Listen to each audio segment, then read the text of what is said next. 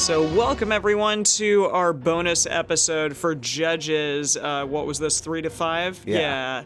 A lot happened. Oh boy, a lot happened. I'm gonna start, I guess at the end of Judges 5 when we had, well, basically all of Judges 5 was Deborah's song. So we're just gonna talk a little bit about Deborah here. There was this poetic song, the Song of Deborah, which we all heard. That was a fun time. Yes, it's apparently a victory hymn, which I didn't realize. That makes sense, though. Yeah, it kind of does. Yeah, it's a victory hymn about the defeat of Canaanite adversaries by some of the tribes of Israel. This is from the Wikipedia page for Deborah, by the way. So, okay, until recently, biblical scholars generally identified the song as one of the oldest parts of the Bible, dating somewhere in the 12th century BC based on its grammar and context. However, some scholars have recently argued that the song's language and content indicate that it was written no earlier than the 7th century BC. So that's interesting. I guess it's actually maybe not one of the oldest songs of all time. But still quite an old song, though. But yeah, that's interesting that it was a contender for maybe being the oldest song. Huh. Yeah, but now they're like, nah, never mind. So the song itself differs slightly from the events described in Judges 4. The song mentions 6 participating tribes: Ephraim, Benjamin, Machir, Zebulun, Issachar, and Naphtali, as opposed to the 2 tribes in Judges 4:6, Naphtali and Zebulun, and does not mention the role of Jabin. Okay. Yeah, so I guess, a little bit different. A little bit different. Though it is not uncommon to read a victory hymn in the Hebrew Bible, the Song of Deborah stands out as unique in that it is a hymn that celebrates a military victory helped by 2 women, Deborah and Jael. Michael Coogan, I don't know who you are, but Michael Coogan writes that Jael being a woman is further sign that Yahweh ultimately is responsible for the victory. Okay, Michael. Whoa. The mighty Canaanite general Sisera will be sold by the Lord into the hand of a woman. Judges 4:9. I say, so it's essentially like prophesizing, I guess. I don't know. Right, because I guess they did predict that. And Jael said being that. a woman is a further sign that Yahweh ultimately is responsible for the victory. Okay, so yeah. Anyways, that was mostly it. Yeah, it just kind of talks, the rest of it like talks about the chronology, blah, blah, blah, blah, blah. Deborah is depicted in a church dome in Mexico and in the Nebraska state capitol. Fun. Oh, all right. Wow. Cool. Well, there it is. We should take a little field trip to Nebraska and get a picture with that. Find some Deborah. All right, well... That was it. So yeah, it's a song. It's apparently also showing how great God is because he clearly made this happen or something. I don't know. Or something. Yeah. Okay. Yeah. Yeah. So I did a little bit more research into this story of Ehud. How are we pronouncing his name? I did Ehud. Ehud? Oh, but Ehud it could be either. Yeah. Who killed Eglon? Ehud, played by Paul McCartney. Yeah. Yeah, so I found a fascinating, I think a thesis, really, or a study, a survey, a academic paper written by a scholar who is kind of delving more into the specific Hebrew words used in this story, the specific, Hebrew version of this story, and some fascinating stuff comes to the surface. So first of all, with Ehud being left-handed and all, hence why we cast Paul McCartney, he clarifies that the author doesn't straight up call him left-handed. Instead, he kind of uses a word that implies that Ehud is left-handed because his right hand doesn't work so good. Really? Yes. Okay, there's okay, hang on. So there is That's this theory. Random.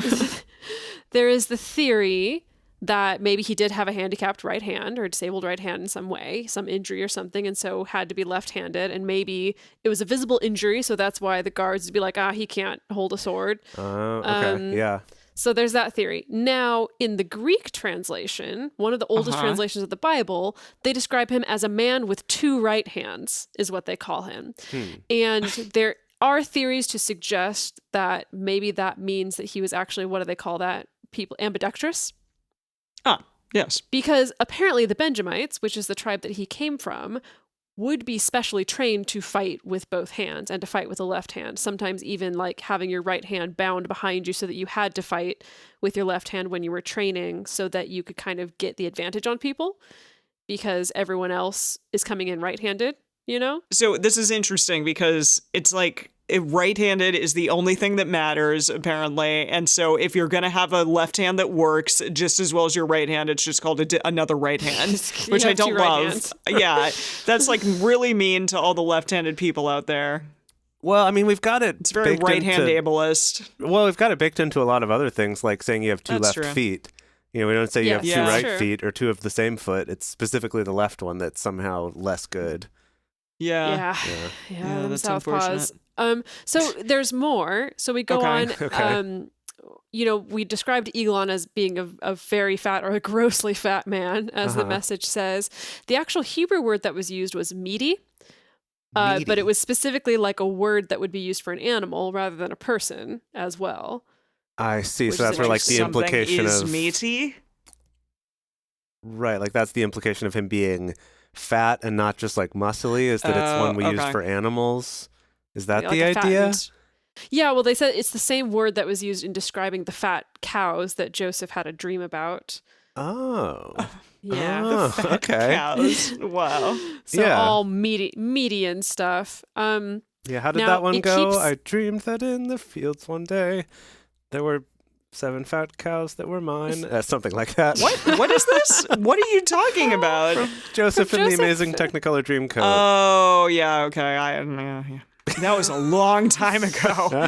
All that I remember is Jacob. Yeah, of course. Clearly. That's the only thing that stuck. Yeah. Okay, now it goes on. So it goes in, you know, secretive, you know, tricks him, kills him, you know, the sword goes into his belly, yada, yada, yada. Yeah. Now, there is apparently a line that does specifically say that, you know, then his guts / maybe dung came out. Oh. What? Yeah. Gross. Dung? I don't remember that from the story himself? we read. Well, apparently it is in the Hebrew version. Wow. Cool. Well, okay. This is the weird linguistics things, is that it comes from like a Hebrew line that uses the verb to go out, and some translators have translated that as like, oh, like Ehud like went out, but others are like, no, we think that Eglon was actually the subject of that verb, and we think it's implying to like all his bowels coming out. Yikes. That they went out, yes. Wow. So there's that. Now we're gonna keep on going. It's gonna keep on getting more intense. We are. Okay. Because apparently, according to this particular interpretation of the Hebrew text, is that they think, the scholar thinks, a number of scholars think actually that the way that Ehud escaped from the room was through the toilet in that room.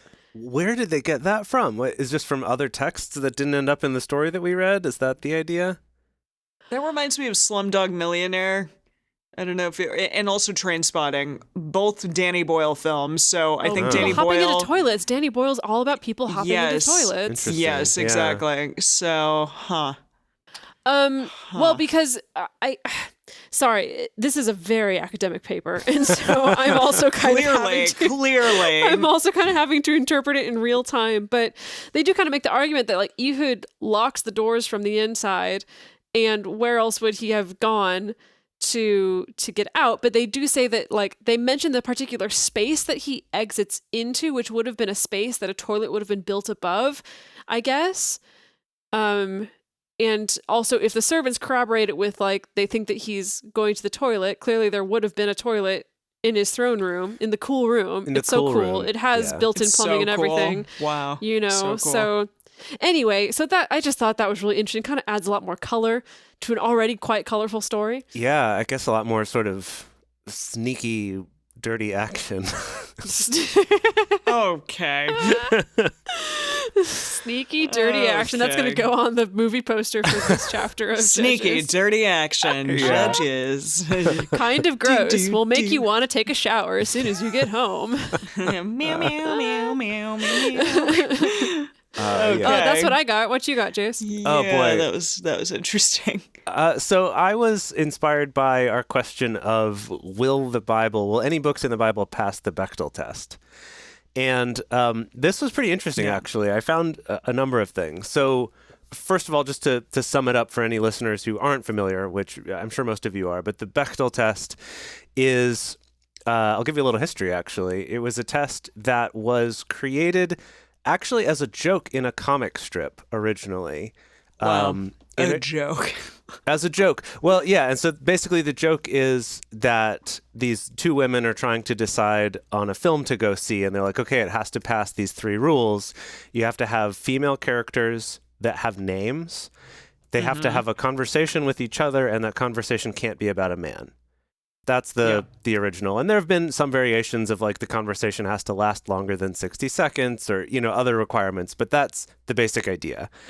And the joke in the comic strip is that they end up going home and not seeing a movie at the theater because nothing passes the test.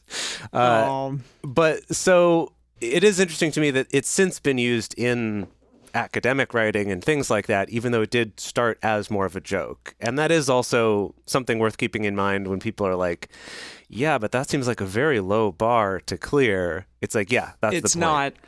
Well, it is a very low bar, and the fact that so many things still fail it, that's the whole point, right? Yeah. Yeah. Okay, so there are some books that pass the Bechdel test in the Bible. There are 4 of them. Only 4 out of the 75 million books in the Bible. Yes, there are 4 of them. There's the book of Ruth, which we'll get to soon. Tobit, which it's the first time I've seen that name. Yeah, the book of Mark and the book of Luke, which are both in the New Testament. So it'll be a while before we get to those. In looking this up, though, I did also come across a couple other tests. One that I just thought was funny is called the sexy lamp test. Have you heard of this one? No. This is another one of these sort of tongue-in-cheek kind of rules for evaluating representation of women in a work of fiction. And basically the question is just, could you replace that character with a sexy lamp and your story still works? Like the lamp in, what is it, the Christmas Story? Oh yeah, and like a Christmas Story with the leg lamp in the high right, it's a sexy lamp. No, there's so many films that applies to though. Oh, for sure. Right. For sure. Exactly. So like some examples of movies that fail based on this is things like Breakfast at Tiffany's. She's in the, she's like the one on all the posters, but the story would progress just the same if she were a lamp that smoked cigarettes. Is what this article is talking about, yeah. I don't know if I agree with that, but okay. Jeez. Other things like Superman, the character of Lois Lane could be replaced with a sexy lamp because nothing that she does actually moves the story along. Anyway, I just thought that was interesting. But the test that I found the most interesting is called the Mako Mori test. And this is one that actually came out of a conversation on Tumblr originally that was inspired by the movie Pacific Rim. And so in the first Pacific Rim movie, there's a character named Mako Mori. And so that's who this test is named after. And basically, she's this character who in that movie, was very held up as this like awesome, empowered female character. And yet, because, she's in her like military regiment and all the other characters are men, it doesn't pass the Bechdel test. And so people being like, well, okay, what's the deal? You can have movies that have terrible representation and still pass the Bechdel test, and you can have someone that doesn't pass it. And so they're like, well, what if there's another test? So the one that they came up with, similar to the Bechdel test in that it's like a very simple requirement. And this one is that there has to be at least one female character, that this character has their own plot arc, and that their arc does not simply exist to support a male character's plot arc. Oh, I like that. I like it too because it takes into account, movies where there's no dialogue, for example, right? Yeah. So what's interesting is if we take this Mako Mori test, our story in Judges does pass that one, even if it doesn't pass the Bechdel test. Well, okay. Unless you want to argue that Yahweh is the male character that's being supported by it. Yahweh is always the male character that everyone's obsessed with. I think that we could get a little bit interpretive with this one. Yeah, sure. That's true. I did find some other interesting trivia, though, about the Mako Mori and about the Bechdel-Wallace test, as it's officially called. One of them is that in Pacific Rim, unfortunately, the sequel to the Pacific Rim movie, which is called like Pacific Rim Extra cool oceans or something like that. Extra cool Pacific room. Rim 2, Judgment Day or something. Pacific Rim Uprising. That's what it is. It has evoked some controversy for the fact that it then does not pass the Mako Mori test, which is the whole test that was based off of the first film. So that was a disappointment for fans there, that she's in the movie again, or there's a female character in the movie, she has a plot arc, but it only really serves to further the plot arc of the male characters. So that's a bummer. Yeah. Also, some interesting thing about all of this too is that like these tests are a very low bar, and the example that was given I thought was very interesting is that the movie Cinderella, which portrays women as either being villains or by being these sort of helpless protagonists, perhaps with the exception of the fairy godmother maybe being, you could argue she's an empowered character. But anyway, not great representations of women in the movie Cinderella. And yet, Cinderella passes both the Bechdel test and the Mako Mori test. So there is kind of this, like, just because it passes those doesn't necessarily... Right, so it's not a black and white indicator. Yeah, exactly. Interesting. Wow. But anyway, so I think that gives us another little tool to put in our tool belt here. But I would say our story and judges, at the very least, does pass the sexy lamp test, because you could not have replaced either of those women with a sexy lamp. No, you need them to be in there. They're doing some stuff for sure. Yeah. A sexy lamp couldn't have killed that guy. Exactly. Yeah. All right. Wow. Okay, so I guess it'll be a while before we run into any more female characters again, but then we can see. So sad. Yeah, we'll see. Yeah. Fun. All right, kids. Thank you so much for listening, and we will see you next week.